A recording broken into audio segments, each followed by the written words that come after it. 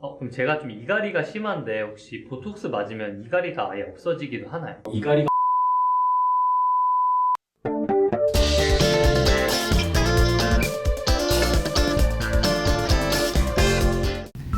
안녕하세요. 고강내과는 처음이제 우건철. 이정은 원장입니다. 오늘은 구강내과에서 하는 턱 보톡스에 대해서 질문을 받아보도록 하겠습니다.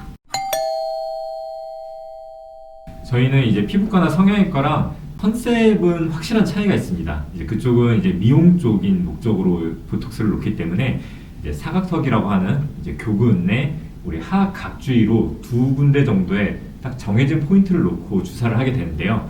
저희는 이제 통증 조절이 이제 목표다 보니까 미용을 해치지 않는 선에서 얼굴을 이렇게 땅콩 모양으로 만들지 않는 선에서 최대한 이제 넓은 부위에 발통점을 찾아서 주사를 하는 것이 이제 하나의 특징이고요.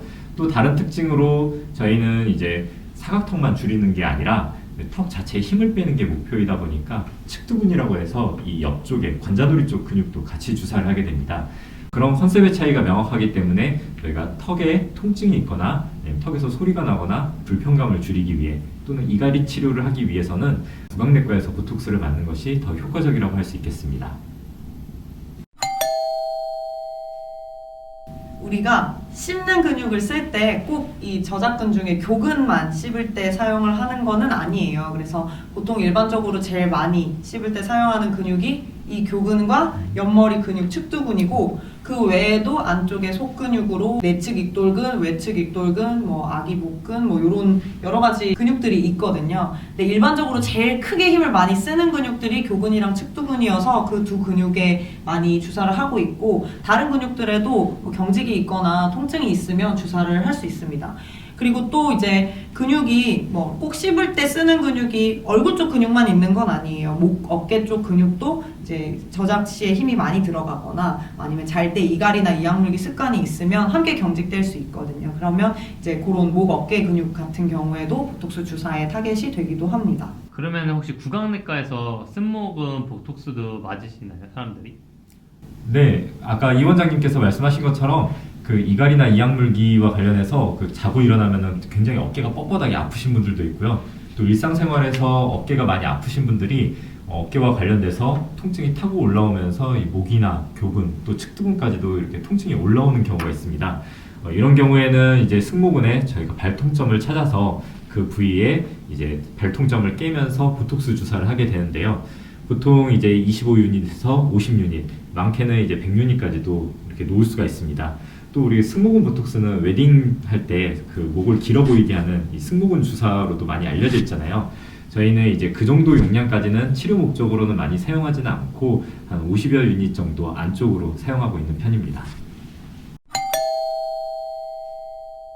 보톡스 주사가 근육에 힘을 빼는 역할을 하는 주사이기 때문에 교정 중에 치아 이동에 영향을 줄 수 있는 여지가 있습니다. 그래서 일반적으로 교정 중에 이런 씹는 근육에 힘이 너무 세서 이가 빨리 움직이지 않는다 하는 경우에는 보톡스 주사 해주는 게 교정에 오히려 도움이 되는 경우도 있고요. 반대로 저작근에 힘이 약한 상태이고 턱이 약간 뒤로 들어가서 앞니가 벌어지는 그런 개방교합 양상이 있는 분들 같은 경우에는 보톡스 주사를 해서 힘을 더 빼놓으면 다른 부작용들이 생길 수 있습니다. 예를 들어 근육에 불균형이 생겨서 교합이 더 불안정해진다거나 아니면 치아 이동이 급격하게 원하지 않는 방향으로 생기거나 그런 양상들이 생길 수 있기 때문에 교정 중에 보톡스 주사를 하는 경우에는 주치의와 상의를 해서 꼭 필요한 경우에 진행하시면 좋을 것 같습니다. 네, 도움이 됩니다. 라미네이트라고 하면은 보통 우리 네일 아트 하듯이 치아에 얇게 이렇게 붙이는 거잖아요. 이렇게 얇게 뭔가를 붙여놓은 상태에서 이를 갈게 되면은 거기가 깨지거나 아니면은 이제 들어 올라지거나 이런 식으로 떨어져 나갈 수도 있는데요. 이런 경우에 이제 보톡스를 통해서 이갈이나 이악물기 힘을 많이 줄여놓게 되면은 어찌됐든 치아가 이렇게 움직이면서 라미네이트에 들어갈 수 있는 충격이 줄어들 수 있기 때문에 도움이 된다고 말씀드릴 수 있을 것 같습니다. 그럼 친구 중에 라미네이트 치료를 받고 나서 교정용 유지장치 같은 걸 주던데 그거를 하더라도 보톡스는 맞아야 되나요? 아무래도 전체적으로 턱에 힘을 빼는 거기 때문에 어떤 유지장치나 이런 걸 항상 끼고 있을 수는 없잖아요. 그게 없어졌을 때도 이제 턱에 힘이 빠져 있다면 라미네이트에 충격이 들어갈 만한 그런 기회들을 줄일 수 있는 거라서 저는 도움이 된다고 말씀드립니다. 일단 비대칭이 어떤 비대칭인지를 구분하는 게 필요한데요. 우리가 비대칭이 크게 두 가지로 골격성, 뼈 모양이 다른 골격성 비대칭이거나 아니면 근육의 크기가 다른 근육성 비대칭으로 나눠볼 수 있습니다.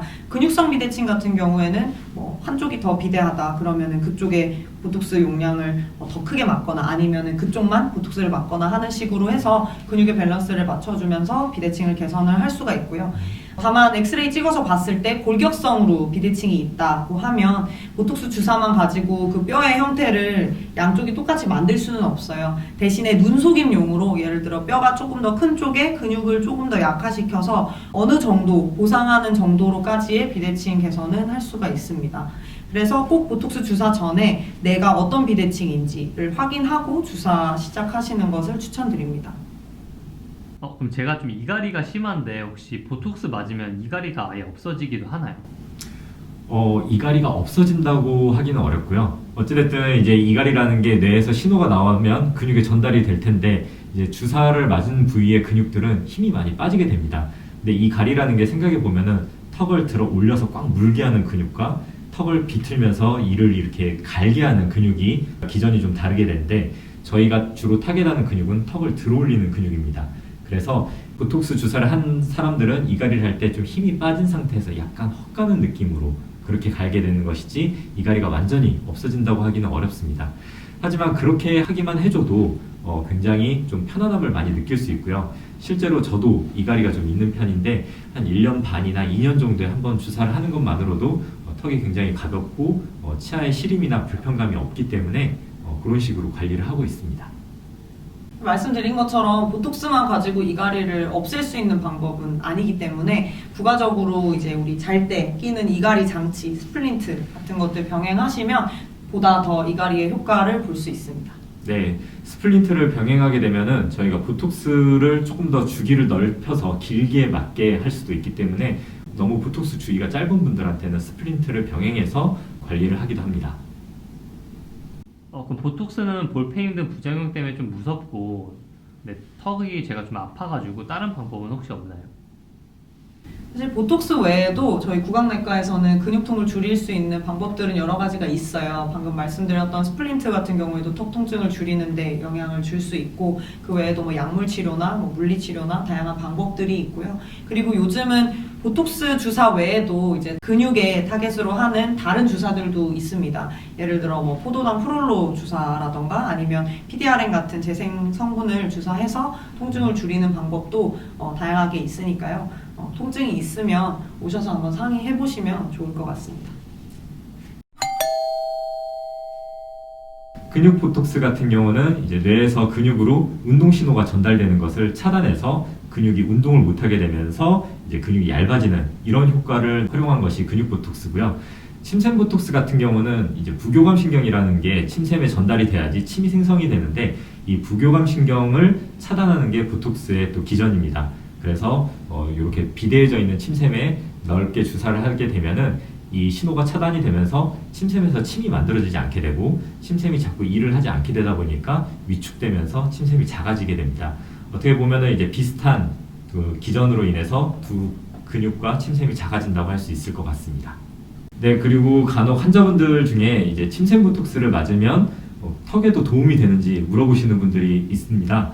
근데 사실 이제 침샘 보톡스라는 거는 표층에서 이 침샘 부위에 들어가는 거고 근육은 침샘보다 더 안쪽에 깊이 들어있거나 아니면 근육이 없는 부위에 또 침샘이 있는 경우가 많아서 침샘 보톡스를 맞는다고 했었을 때 턱 근육이 직접적인 영향을 받는 것은 아니고 그래서 턱 건강에 더 도움이 된다라고 하기는 조금 어려울 것 같습니다. 네, 오늘은 그래서 저희 구강내과에서 주사하는 턱 보톡스에 대해서 알아보았는데요. 다음 시간에는 또 다른 구강내과 주제를 가지고 함께 찾아뵐 예정입니다. 네, 오늘 내용이 도움이 되셨다면 좋아요, 구독, 알림 설정까지 부탁드립니다. 네, 더 궁금하신 내용들은 아래 댓글로 달아주세요. 감사합니다. 안녕.